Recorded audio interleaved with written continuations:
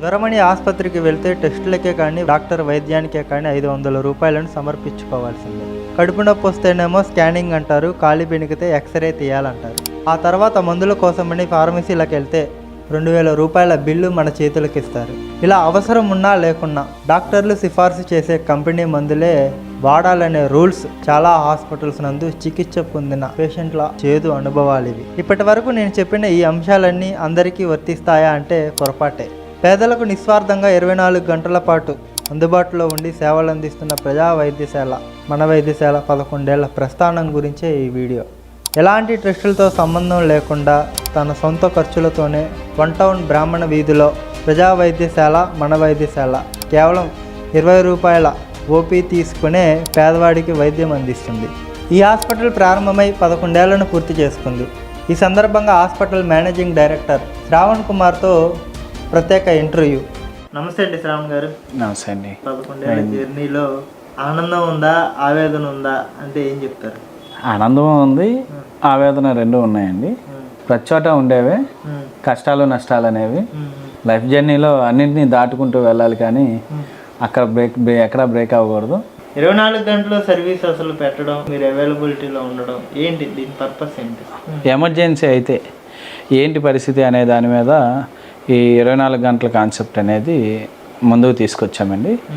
ఇప్పుడు for example తీసుకుందాం, మీరే ఒక ప్రాక్టీషనర్ అనుకోండి. ఉదయం పేషెంట్ ట్రీట్మెంట్ ఇచ్చిన తర్వాత రిపీటెడ్గా ఒక ఫీవర్ కేసు ఉందనుకోండి, రిపీటెడ్ ఫీవర్ వస్తుంది కొన్ని సందర్భాల్లో. ఫీవర్ వచ్చినప్పుడు మార్నింగ్ ట్రీట్మెంట్ ఇస్తారు, నైట్ మిడ్ నైట్లో కానీ లేకపోతే లంచ్ అవర్లో కానీ ఎమర్జెన్సీ అయింది. అప్పుడు పేషెంట్ ఎక్కడికి వెళ్ళాలి అనేటువంటి దాని మీద ఆలోచన చేసినప్పుడు అరౌండ్ ద క్లాక్ పేషెంట్కి అన్ని వేళ మనం ట్రీట్మెంట్ అందించే విధంగా ముందుకు వెళ్తే బాగుంటుంది అనే సంకల్పంతో ఈ 24 అవర్స్ అనేది ముందుకు తీసుకెళ్ళడం జరిగిందండి. జనరల్గా చాలా న్యూస్ పేపర్స్లో వైద్యో నారాయణ అని చెప్పేసి రాస్తూ ఉంటారు. వైద్యో నారాయణ హరి అసలు ఏంటి, దీని పర్పస్ ఏంటి అసలు, అంటే దాని మీనింగ్? మన భారతీయ సంస్కృతి నుంచే వచ్చినటువంటి పదం అండి. ప్రాణం పోసేది బ్రహ్మ అయితే వైద్యం చేసి పునర్జన్మనిచ్చేది వైద్యుడండి. అందుకనే వైద్యో నారాయణ హరి అంటారు. మన పూర్వీకులు కూడా తీసుకుంటే గురువు తర్వాత స్థానంలో వైద్యుని ఉంచారండి. ఎందువలన అంటే గురువు విద్యను నేర్పిస్తారు, తద్వారా వైద్యుడు పునర్జన్మనిస్తారు. గురువు తర్వాత స్థానంలో వైద్యుని భర్తీ చేశారు. రీసెంట్గా మనం కోవిడ్ ప్రభావిత టైంలో చూసుకుంటే తనకు ఇబ్బంది వచ్చి అనారోగ్యానికి గురయ్యి ప్రాణాల మీదకి వస్తున్న సందర్భంలో కూడా వైద్యుడు ఎదుటివాడిని బతికించడానికే మ్యాక్సిమం ఎఫర్ట్ చేస్తూ తన జీవితాన్ని సైతం లెక్క చేయకుండా ముందుకెళ్ళిన సందర్భాలు ఉన్నాయండి. ఎంబీబీఎస్ని మీ హాస్పిటల్లో ఉంచి వాళ్ళతో ట్రీట్మెంట్ అందించాలి అని మీకు ఎందుకు అనిపించింది? జనాభా ఎడ్యుకేట్ అయ్యాడండి చాలా వరకు. ఎలా అంటే ఎంబీబీఎస్ కింద స్థాయి ప్రాక్టీషనర్ ఎవరైనా సరే అంత అనుభవం లేదు, ప్లస్ వాళ్ళంతా చిన్న డాక్టర్లు అనేటువంటి పరిస్థితుల్లో జనాభా ఎడ్యుకేట్ అయ్యి ఉన్నారు. ఇటువంటి పరిస్థితుల్లో మెరుగైన వైద్యం, క్వాలిటీ వైద్యాన్ని అందించాలనే ఉద్దేశంతో నేను ఫస్ట్ కన్సల్టెన్సీ ఒక సింగిల్ ఎంబీబీఎస్తో స్టార్ట్ చేశాను. స్టార్ట్ చేసి మెరుగైన వైద్యం కోసం వారికి తద్వారా పేషెంట్ యొక్క రిలేషన్కి మెరుగైన వైద్యం అందించడానికి దీన్ని స్టార్ట్ చేయడం జరిగింది. అంటే ఓపీ ఏమో 20 రూపాయలు, ఎంబీబీఎస్ ఏమో లక్షల్లో వచ్చి కన్సల్టెన్సీ చేస్తే లక్షల్లో డబ్బు తీసుకుంటారు. 20 రూపాయలకి లక్షల్లో ఛార్జ్ చేసే ఎంబీబీఎస్కి అసలు ఎక్కడ సింక్ అయింది ఏంటి? ప్రస్తుతం మేము రన్ చేస్తున్న హాస్పిటల్ ఏదైతే ఉందో అది సోషల్ సర్వీస్ ఓరియంటల్గానే తీసుకున్నాండి. మేము ఎంత నష్టపోతున్నాం అనేది దానిలో చూసుకోలేదు, ఎంతమందికి సర్వీస్ ఇచ్చామనేదే మా ప్రధాన ఎజెండా. దానిలో భాగంగా మేము నష్టపోయింది ఉంటుంది. కొంత కమర్షియల్ హాస్పిటల్స్ వేరు ప్రాంతాల్లో ఉండడం వల్ల మేము దాన్ని అవ్వగలుగుతున్నాం. 20 రూపాయల కాన్సెప్ట్ అనేది అసలు ఎక్కడ తీసుకున్నారు, ఎక్కడ మీ ఇన్స్పిరేషన్ అసలు ఎక్కడి నుంచి మొదలైంది ఈ 20 రూపీస్ అనేది? పూర్వీకుల్లోకి వెళ్తే డాక్టర్ వైఎస్ రాజశేఖర రెడ్డి గారండి, రూపాయి డాక్టర్. అలాగే ఇంకో మహానుభావుడు 5 రూపాయల డాక్టర్. ఇలా ఎంతవరకు సర్వీస్ చేయాలి అనే ఆలోచన వచ్చినప్పుడు మనకి రీజనబుల్గా ఎంత అయితే పెడితే బాగుంటుంది, పేషెంట్ మన దగ్గరికి ఎలా వస్తారు ఏంటి అనేటువంటి పరిస్థితులను ఆలోచించుకుంటే 20 రూపాయలు. ఇప్పుడు మనం బయటికి వెళ్ళి ఒక కప్ కాఫీ తాగినంత లేదు, ఒక ప్లేట్ టిఫిన్ రావట్లేదు. అంటే సరదాగా వచ్చి చూయించుకొని వెళ్ళేటువంటి మనం.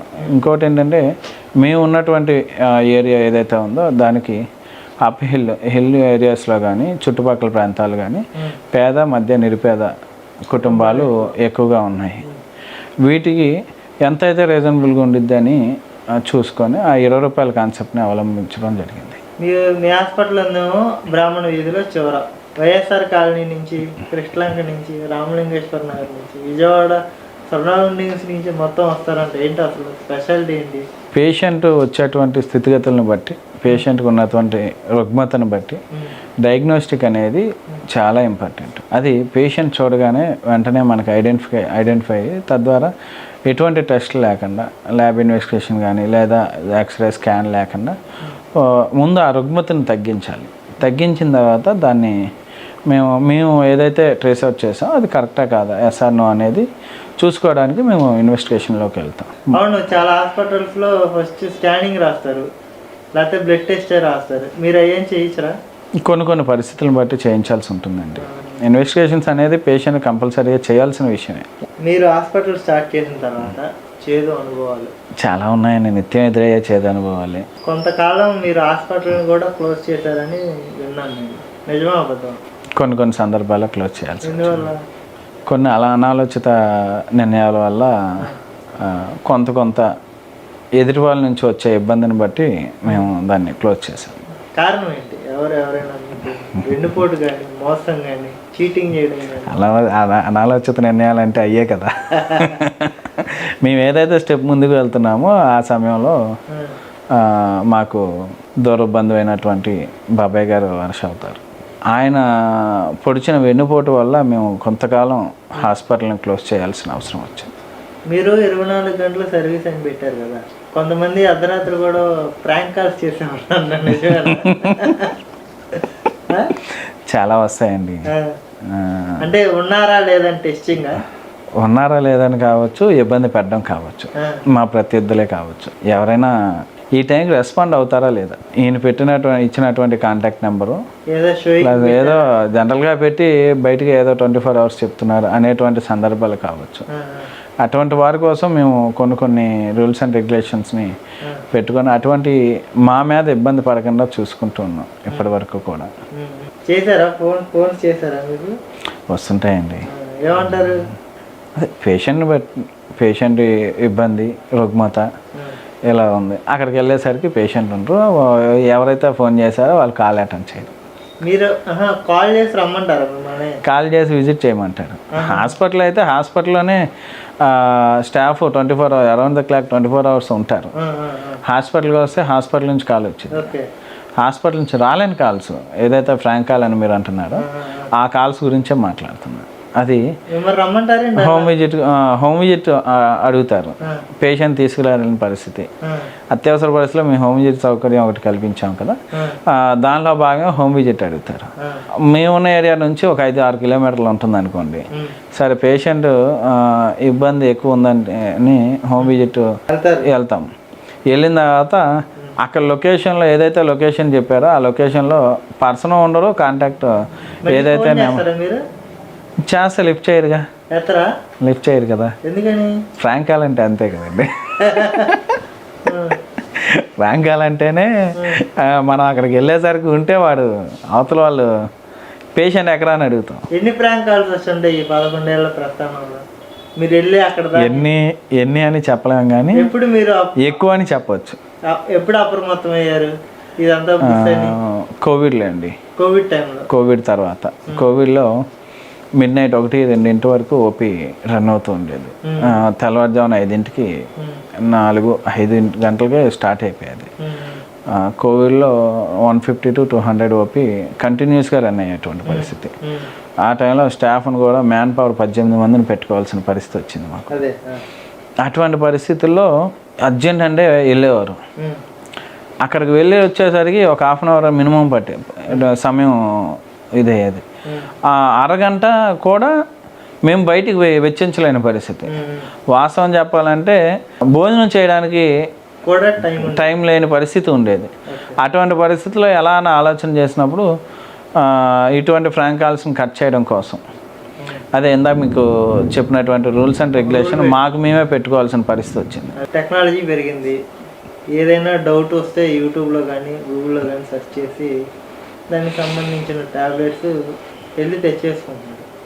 అంటే డాక్టర్ సాయం లేకుండా సొంత వైద్యం చేసుకోవడం వల్ల లాభమా నష్టమా? ఖర్చు తగ్గించుకోవాలి. సొంత వైద్యం ఎప్పటికీ ప్రమాదమేనండి. ఎందుకంటే ఇప్పుడు ఫర్ ఎగ్జాంపుల్ మీరే ఉన్నారండి, జలుబు దగ్గు జ్వరం అంటారు, 3 కొడతారు, ఏమొచ్చింది? ఒక పారాసిటమాల్ టాబ్లెట్ వాడమని. పారాసిటమాల్ ఎంతవరకు పనిచేస్తుంది? ఫీవర్ వరకు పనిచేస్తుంది, కోల్డ్ అండ్ కాఫ్ పనిచేయదు కదా. అటువంటి పరిస్థితుల్లో ఒక యాంటీబయాటిక్ టాబ్లెట్ చూపించింది. ఉన్న రుగ్మతను బట్టి స్టేజ్ని బట్టి మెడికేషన్ అనేది ఎవరైతే మీ డాక్టర్ అంటున్నారో ప్రాక్టీషనర్ ఉంటారో వారు రుగ్మతను బట్టి డోసేజ్ హై లో వీటిని స్థాయిని బట్టి వెళ్తుంటారు. అదే మీరు ఆన్లైన్లో కానీ మీరు అన్నట్టు గూగుల్ సెర్చ్లో కానీ చూసుకుంటే అటువంటి ఏమి ఉండదు, ఎక్కువ లేదు తక్కువ లేదు. కోల్డ్ కాఫ్ ఫీవరు ఎస్ఓబి ఆయాసం వచ్చిందంటే ఎస్ఓబి ఇటువంటి పరిస్థితులు దానిలో మెన్షన్ చేస్తాను. మొత్తానికి ఒకే టాబ్లెట్ చూపించేది, ఆ టాబ్లెట్ తెచ్చుకొని వేసుకుంటారు. ఇప్పుడు షుగర్ వచ్చిన వాళ్ళు ఇంట్లోనే సిరంజిలు పెట్టుకొని ఫ్రిడ్జ్లో పెట్టుకొని కొంచెం ఎక్కించుకొని వాళ్ళే చేసుకుంటారు కదా, దానివల్ల ఏమన్నా ఫ్యూచర్లో ఏమన్నా ఎఫెక్ట్ ఏమైనా ఉంటుందా? అంటే అలవాటు పడిపోద్ది కంటిన్యూ. ఇప్పుడు కోవిడ్ తర్వాత ఏమవుతుందంటే ఎవరైనా ఇంతకుముందు డాక్టర్ అండర్లో ఇంజెక్షన్ చేసుకున్నారు, ఇప్పుడు నర్సింగ్ స్టాఫ్ కూడా హోమ్ విజిట్కి వెళ్ళాలి అంటే ఎక్కువ ఛార్జ్ వసూలు చేసేటువంటి పరిస్థితి. తద్వారా ఏంటంటే వాళ్ళు ఎక్కువ డబ్బులు వెచ్చించి వాళ్ళని పిలిపించుకోలేని పరిస్థితి ఉన్నప్పుడు వాళ్ళే ఇంజక్షన్లు చేసుకోవడం అనేది సాధారణంగా జరుగుతున్నటువంటి పరిస్థితి. రిస్క్ ఎక్కువై హాస్పిటల్లో అడ్మిట్ అయ్యి ప్యానిక్ అయ్యి డెత్ అయిన పేషెంట్లు కూడా చూసాం. కోవిడ్ ఫస్ట్ వేవ్లో కానీ సెకండ్ వేవ్లో కానీ ఎంత సంపాదించారు మీరు? మా దగ్గరికి వచ్చే పేషెంట్ అడిగితే చెప్తారండి. మేము సంపాదించుకుంది అయితే ఎవరైతే మా దగ్గర ట్రీట్మెంట్ చేయించుకున్నారో వాళ్ళ యొక్క అభిమానాన్ని చూరుకున్నాం. లేదండి, ఆ రోజున మేము ఉన్నటువంటి పరిస్థితులు ఏంటంటే పేషెంట్ లోపలికి వచ్చేసరికి బయట మేము శానిటైజర్ మిషన్ ఒకటి ఏర్పాటు చేసాము. Continue sanitizer morning around the clock 24 గంటలు ఆ శానిటైజర్ మిషన్ ఆన్ అవుతూనే ఉండేది. ఎప్పుడైతే ఆ శానిటైజర్ మిషన్కి మేము వెచ్చించే ఖర్చే చాలా ఎక్కువ. పేషెంట్ దగ్గర మేము ఆ టైంలో కార్పొరేట్ సెక్టార్ కానీ లేదా లోకల్ చిన్నపాటి ఆర్ఎంపీలు కానీ తీసుకునేటువంటి ఫీజులతో పోల్చుకుంటే మేము తీసుకునే ఫీజు చాలా తక్కువ. ఆ టైం మేము ఆ రోజున మొదటి నుంచి ఇప్పటి వరకు కూడా ఒకటే కమిట్మెంట్ అండి, ఏదైతే 20 రూపాయలు చెప్తున్నామో ఆ 20 రూపాయల ఛార్జ్ మాత్రమే పేషెంట్ ఓపీకి ఛార్జ్ చేసి. ఇక మెడిసిన్ అంటారా, దాని మీద ఉన్నటువంటి దీన్ని బట్టి పేషెంట్ యొక్క రుగ్మతను బట్టి మెడికేషన్ పెట్టేవాళ్ళం. వాళ్ళు మా దగ్గర మా ఫార్మసీలో తీసుకున్నా లేదా బయట తీసుకునేవారు. ఆ టైంలో అంటే అప్పుడున్న పరిస్థితిలో మేము ఖర్చు ఎక్కువ, వచ్చేటువంటి రాబడి తక్కువ. దీనిలో సంపాదన ఎక్కడ ఉందనేది మీరే చెప్పాలి. నాకు డబ్బును మాత్రం సంపాదించుకోలేదు, రూపాయి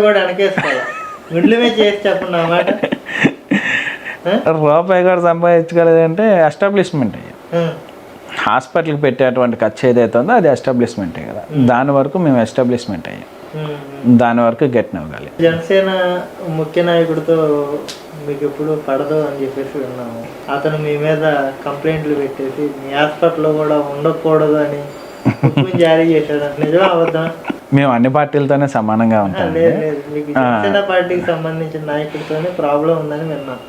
వాస్తవం చూసుకుంటే ఏ నాయకుడైనా న్యూట్రల్గా వ్యవహరించాలండి ఇరు వర్గాల వారికి. ఇందాక మీరు మొదట్లో వెన్నుపోటు అనేటువంటి ప్రస్తావన మీరు మాట్లాడారు. ఆ వెన్నుపోటు అనే ప్రస్తావనకు వచ్చినప్పుడు ఎవరైతే నాకు వెన్నుపోటుదారుడు ఉన్నారో ఆయన ఒక రాజకీయ నాయకుడిని ఆశ్రయించడం జరిగింది. ఆశ్రయించినప్పుడు అదే రాజకీయ నాయకుడికి నేను తెలుసు, నా వ్యక్తిగతం తెలుసు, మేము తెలుసు, మా హాస్పిటల్ నుంచి సర్వీస్ అందించినటువంటి దాఖలాలు కూడా ఉన్నాయి అప్పుడున్న పరిస్థితుల్లో. అయితే ఎవరైతే నాకు వెన్నుపోటుదారుడు ఉన్నారో వెన్నుపోటుదారుడు అతని యొక్క ముఖ్య అనుచరులతో ఆయన దగ్గరికి వెళ్ళారు. వెళ్ళినప్పుడు ఏంటంటే ముఖ్య అనుచరుడు మాట కాదనలేక వెన్నుపోటు పొడిచిన దాఖలాలు కొన్ని ఉన్నాయి. ఎలాగంటే ఇప్పుడు మీరున్నారండి, మీకు మాకు రామ్ రామ్ అనుకున్నాం, అనుకున్న తర్వాత కూడా మళ్ళీ మా దగ్గర పంపించాల్సిన అవసరం లేదు, మాతో నెగిటివ్గా బయట పబ్లిక్లో ప్రచారం చేయాల్సిన అవసరం లేదు. అక్కడ జరిగిన పరిస్థితి ఏంటంటే మాకు వెన్నుపోటు పొడిచిన తర్వాత కూడా మేము నిలబడడం అవతల వెన్నుపోటు దాటికి ఇష్టం లేదు. ఇష్టం లేకపోవడం వల్ల అప్పటికే తన యొక్క ముఖ్య అనుచరుల నుంచి వెళ్ళారు కాబట్టి ఈయన డైరెక్షన్ ఎవరైతే వెనుపోటుదారు ఉన్నారో డైరెక్షన్ ఇలా చేద్దాం అనుకుంటున్నాను అన్నప్పుడు కాదనలేని పరిస్థితి కూడా రాజకీయ నాయకులు కొంతమంది ఉండేది. కాదు అంటే దూరం అవుతారు, అంటే దగ్గరగా ఉంటారు. అటువంటి పరిస్థితుల్లో కొన్ని మా మీద ప్రభావితం చూపించిన పరిస్థితులు ఉన్నాయి. ప్రత్యర్థులే మొండిగా తయారు చేశారా లేకపోతే ప్రత్యర్థులు ప్లస్ పేషెంట్ కూడానండి. ప్రత్యర్థులు ఏంటంటే నాలో ఉన్న నెగిటివ్ ఏంటో చూపించారు, నెగిటివ్ కోణాన్ని చూపించారు. మనం కూడా ఆలోచించలేని పరిస్థితులు కొన్నిసార్లు ఉంటాయి. అంటే నాకు నేనే కరెక్ట్ అనుకుంటా కొన్ని సందర్భాల్లో. అటువంటి పరిస్థితుల్లో కూడా ఎవరే నీలో ఈ మచ్చ ఉంది అని చెప్పి మచ్చను తెలియపరిచినటువంటి వారు ప్రత్యర్థులు. ఆ మచ్చ నుంచి ఎలా బయటపడాలని చూసుకుంటూ దాన్ని ఆ నెగిటివ్ని పాజిటివ్ చేసుకుంటూ ముందుకెళ్ళు. అటువంటి పరిస్థితుల్లో పేషెంట్ కూడా కొన్ని నేర్పించినటువంటి సందర్భాలు ఉన్నాయి.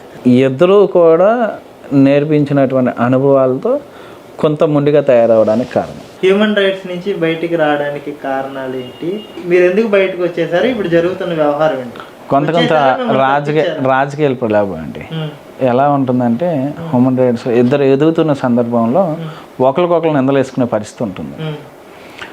ఆ నిందలేసే పరిస్థితి వచ్చినప్పుడు ఏది జెన్యూన్ కాదని చెప్పి పైన అథారిటీ ఆలోచించాలి. ఆ ఆలోచన లేనప్పుడు కొన్ని నిర్ణయాలు మేము తీసుకోవాల్సిన అవసరం ఉంటుంది. తద్వారా ఆ ఆలోచన పై స్థాయి వాళ్ళకి లేకపోవడం వల్ల నేను కొంత బయటికి రావడానికి ముఖ్య కారణం. తర్వాత మీరు అడిగినటువంటి హ్యూమన్ రైట్స్ ఎలా పనిచేస్తుంది అనేది పనితీరు, హ్యూమన్ రైట్స్ పనితీరు అనేది ఇప్పుడు మీరున్నారండి, ఒక సమస్య మీద వచ్చారు మా దగ్గరికి. వచ్చినప్పుడు మీ సమస్య ఏంటో చూసి దాన్ని సాల్వ్ చేసి పంపించాలి. అది ఖర్చులు మీ దగ్గర నుంచి ఎటువంటి ఖర్చు పెట్టకుండా అదే ఆర్టికల్ చెప్తుంది. అందరికీ సమాన హక్కులు. హ్యూమన్ రైట్స్ ఆర్గనైజేషన్స్ కానీ లేకపోతే హ్యూమన్ రైట్స్ సంస్థలు కానీ ఎలా తయారైనాయి అంటే మీరు నా దగ్గర సమస్య వస్తే మీకేంటి నాకేంటి, మీకేం చేయాలి నాకేమి ఇస్తాం, క్లియర్ కట్గా చెప్తున్నానండి. పరిస్థితి అలా ఏర్పడింది. ట్రూ ఏంటంటే అవతల వాళ్ళు నివసిస్తున్నటువంటి జీవితం వల్ల ఒక హ్యూమన్ రైట్స్ పాతకాలంలోకి వెళ్దాం, 10 సంవత్సరాలు 15 సంవత్సరాలు వెనక్కి వెళ్దాం. ఒక హ్యూమన్ రైట్స్ యాక్టివిస్ట్ నడుచుకొని వెళ్ళేవాడు. ఎక్కడికి వెళ్ళాలన్నా ఆర్టీసీ బస్సు వాడేవారు, లాంగ్ వెళ్ళాలంటే ట్రైన్ వాడేవారు లేదా సైకిల్ వాడేవారు, అంతకీ ఎక్కువైతే 2 వీలర్ వాడేవారు. ఇప్పుడు సాధారణ హ్యూమన్ రైట్ యాక్టివిస్ట్ కూడా కారు వాడేటువంటి పరిస్థితి ఉంది. కారు మెయింటైన్ చేయాలి అంటే కారుకి డీజిల్, డ్రైవరు, ఎక్కడికి వెళ్ళాలంటే అది అదనపు ఖర్చు. డ్రైవర్తో పాటు వెళ్ళినటువంటి వ్యక్తులు ఎవరైతే ఉన్నారో వాళ్ళకి అయ్యే ఖర్చు. ఈ ఖర్చు ఎక్కడి నుంచి రాబట్టాలి అని వాళ్ళు ఎలా రాబడుతున్నారు అనేది ఇంతకుముందే చెప్పాను. మీకేంటి నాకేంటి, ఒక సమస్య మీద ఎవరైనా వస్తే మీకేంటి మాకేంటి. సమస్య మీద ఎవరూ రాలేరు, సమస్యను సృష్టించడం ఎలా. ఒక నిజాయితీగా వెళ్తున్నాడు, లేకపోతే ఒకడు తన జీవితాంతం కష్టపడి బిల్డింగ్ కట్టించుకుంటున్నారు, లేదా తన వ్యాపారాన్ని వృద్ధి చేసుకుంటున్నారు అని అన్నప్పుడు వాళ్ళకి డిసప్పాయింట్ చేయకపోగా నువ్వు ఎంకరేజ్ చేయాలి. ఆ ఎంకరేజ్మెంట్ లేకుండా ప్రజల్లో వాళ్ళ మీద నెగిటివ్ ఏదైతే ఉందో నెగిటివ్ తీసుకెళ్లే ప్రయత్నం, లేదా వాళ్ళ మీద కంప్లైంట్ పెట్టి వాళ్ళని మన దగ్గరికి రప్పించుకునే ప్రయత్నం. రప్పించుకున్న తర్వాత ఎందాక మీకు చెప్పిన రేషియోలో నీకేంటి నాకేంటి అనే పరిస్థితిలో మాట్లాడుకోవడం, కంప్లైంట్ క్లోజ్ చేయడం.